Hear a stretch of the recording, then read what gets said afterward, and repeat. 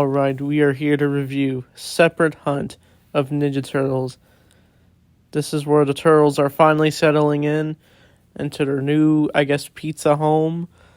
And they're not exactly ready to take out the Krang, but they're slowly waiting, I guess. But they're getting used to it.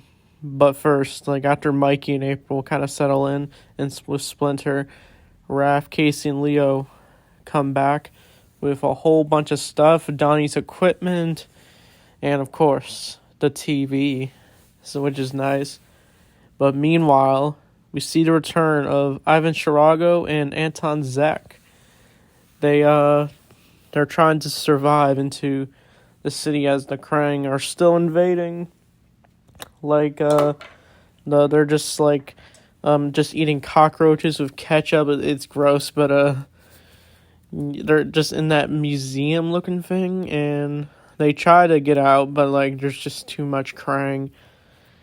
And so now they're gonna try to make a deal with Shredder so they can flee the city.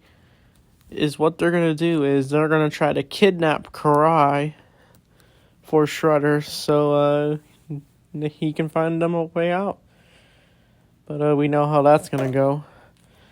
And so the whole episode is kind of just them versus the Turtles, because that's what happens while the Turtles are on patrol, I guess, or searching for Karai. They do find her, but they run into these two, and then they get into this cool fight. They're trying to distract the Turtles. Raph gets hit by Ivan Shirago by this hammer thing on his fist, those kind of illegal weapons. He has some sort of tattoo on his face. And but the Turtles managed to get away, and these two goons. And meanwhile, they do find Karai, but they tell her to stay where she is. But she ends up fleeing because I guess she's just too afraid. But the Turtles try to cooperate. But Karai basically just doesn't want to go home with the Turtles for whatever reason. It's it's a big arc. Maybe she's just too afraid because she's still getting used to, I guess, her mutant appearance. But what happens next is Shredder is gonna go send Razor and Fishface to go find Karai at the docks, since Ivan and Anton are basically going to make the deal I think they do kidnap Karai somehow after she flees, and they're going to meet at the docks. And that's where the Turtles and Shredder meet at the docks. I didn't, rewatching this, I thought Shredder wouldn't return, but then I remembered he does.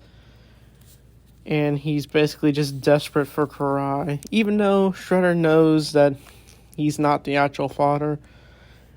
And so what happens next is the Turtles come in a cool entrance, and Leo's like, "I'm gonna get you all alive," or something. And then the big fight happens. Turtles versus Shredder. It's nice they're actually fighting Shredder for once. They're all sticking together. And they managed to take a fighting out of him. Leo's still getting used to it. Ever since his injury, but I'm glad he's taking a stance against Shredder. I wouldn't say it's payback for Shredder. It ain't, but it's a good start for Leo's journey in this show. He's trying to slowly recover from his injuries, and it's shown in this episode that he's fully recovered, which is nice. But what happens next is Shredder almost gets Karai, but Leo tells Karai to flee because I don't know, they feel there's too many bad guys to go save Karai, and Karai whispers Comet and points east or something, and she flees in the water, and then Shredder's like, "No, my daughter," and Leo's like, "She's not your daughter," and he's like, "I raised her, cared for her. She's mine." But the Turtles smoke bomb away. But Shredder is just so denial in this episode. He's always been in this show. He keeps lying to himself that Karai's the real daughter. Like, Karai knows Shredder's. When she does find out, she's devastated to find out that Splinter is the real father, and she's been caught up in deceives and lies and jealousy of Shredder, and Shredder just keeps denying it. Like, he's full into a monster is more shown. His evilest ways is when he becomes the Super Shredder, but that's like later in season 4, where he truly doesn't care for Karai anymore. He just, maybe just a little, but like, he just doesn't really care because that mutagen just is unstable for him. It makes him just uncontrollable beast. But we'll probably go more into that whenever we get to season 4. But yeah, this episode definitely was a good episode for sure. But the big thing this episode ends with, and we know what this is set up for, Bebop and Rocksteady, as Anton, Zach, and Ivan Tarago are sent to Baxter Stockman's lab. They're now getting punished for the things they did in this show. Zach tried to steal Shredder's helmet. Shredder's still pissed off about that, and Ivan is about to get mutated because he tried to kidnap Karai.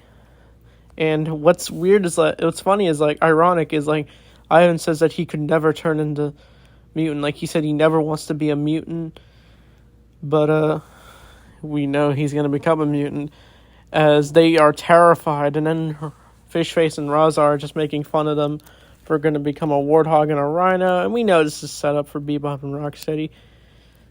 And Anton literally is pushed into the mutagen. He is afraid, but he falls in and he's turned into a warthog.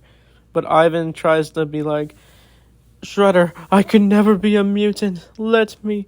We've been friends for years. But Shredder doesn't care. He is thrown into the mutagen, and they become Bebop and Rocksteady, finally. Honestly, I feel bad for them, since Shredder just is very, hurtful towards his henchmen. Even Razar and Fishface are kind of terrified of Shredder. Yeah, what they are, but, Bebop and Rocksteady are just also his new henchmen now. Yeah. And the designs, they look amazing. I'll go more into it in the next episode. That's where we see them fully unleash as Bebop and Rocksteady.